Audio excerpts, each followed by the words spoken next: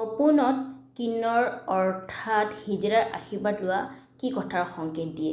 নমস্কাৰ বন্ধু বান্ধৱীসকল, আপোনালোকক মোৰ চেনেল সপোনৰ ৰহস্যলৈ স্বাগতম জনালোঁ।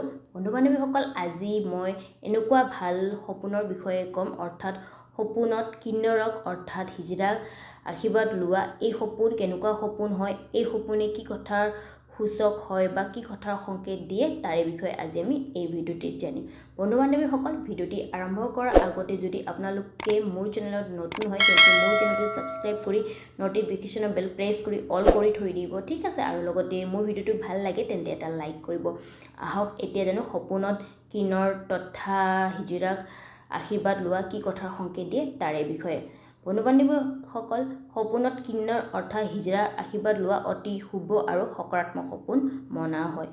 যদি কোনোবা ব্যক্তিয়ে এনেকুৱা সপোন দেখে তেন্তে আহিব লগা সময়ত ব্যক্তিৰ যিটো ৰখি থকা কামবোৰ সকলোবোৰ কাম পূৰ্ণ হৈ যাব, লগতে তেওঁৰ মনৰ যি কামনা সেই কামনাবোৰ পূৰ্ণ হ'ব। লগতে ব্যক্তিৰ অকস্মাত ধনৰ প্ৰাপ্তিও হ'ব পাৰে, লগতে ব্যক্তিৰ মনৰ সকলো ইচ্ছাও পূৰণ হ'ব। এই সপোনে এইটোৱে দৰ্শায়।